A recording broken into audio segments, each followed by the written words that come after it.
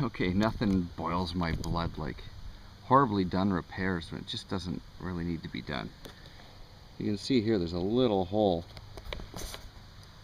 Someone had actually taken a wood screw and screwed it into the armrest of the r129 VSL like that in order to hold the wood trim piece for the door switches on.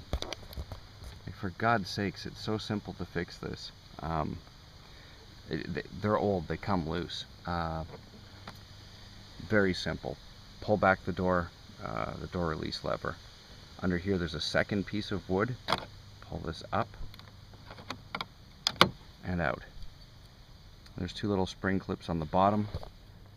You're probably going to have to bend them out a little bit to make sure they're firmer next time you put them in. Still no big deal. And now the seat bottom, the seat adjuster plastic. No, sorry, can't take that out yet. I forgot. There's one screw here. Phillips head screw. Right above the handle. There's just one. Use a magnetic screwdriver so you don't lose this sucker down into the bowels of the door, because knowing your luck, it'll probably get stuck in something electrical or the window track, and lots of fun. So pull the screw out. And now this little trim clip will pull away and back. It just wraps around the door lock unlock button back here.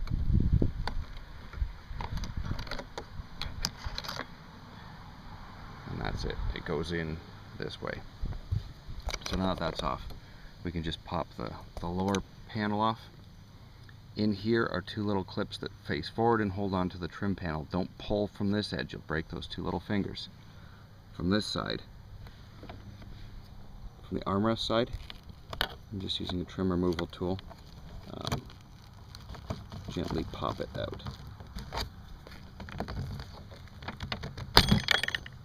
I can hear a trim clip in there rattling around, so we'll see what's going on in there. And there are no metal trim clips. Beautiful. So that may be the problem as to why someone did that. Well, no, there was one on there. Something was holding it on.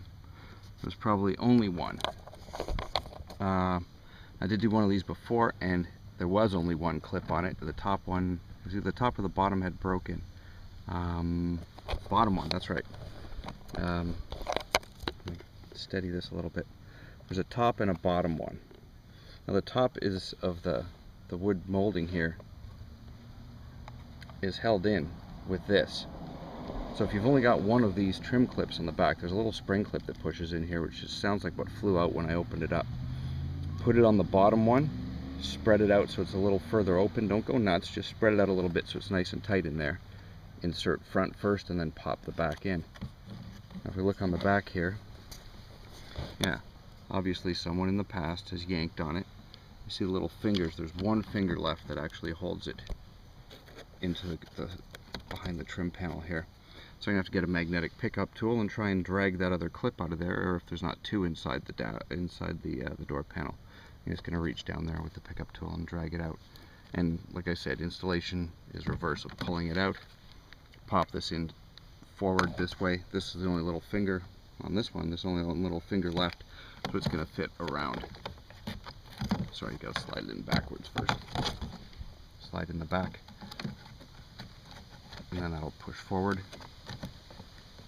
As long as that finger's grabbing, then I'll push it back with the spring clips on, and it'll hold in place. And the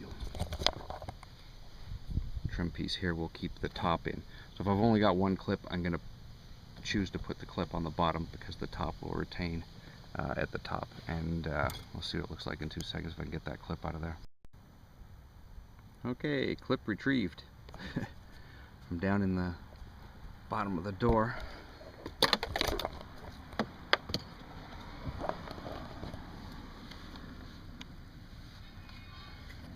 Okay, so now we're going to put this on the bottom, this clip on the bottom. That one was more than likely on the top when it popped off. So I'm going to put that screw in to hold in the bottom. So I'm going to assume the bottom was what was the problem in popping out. So I'm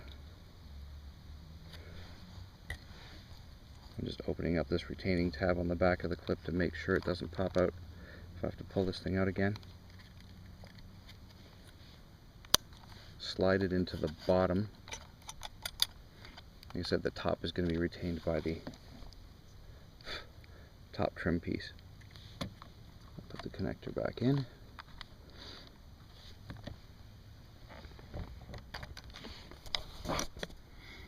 Okay, so I'm going to slide the back in first. It's not into the hole, I'm just putting it in between the armrests so I can get it in here. And then the front is going to go as far forward as it can and push forward for that little tooth to grab on, which as I'm applying pressure I can feel that it did. And then this should snap in.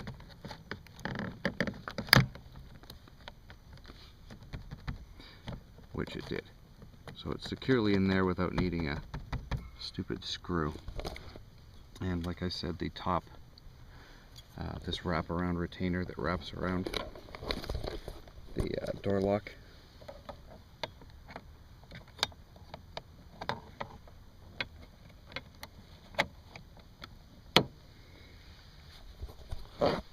okay, that retains the top of the wood panel here. So this clip is not as necessary as the bottom one. The bottom one's more important. If you had fingers off of the whole bottom, I mean, I've got them obviously off the bottom inside, I might end up pulling this out and making gluing a little metal lip on there, or making one out of plastic, gluing something on there. I mean, it doesn't have to be in there firmly. I mean, it's just holding in there. But for now, this should be good. We'll see if that stays on there for now. It's just kind of a demonstration of what some people do to cars, and it's tragic.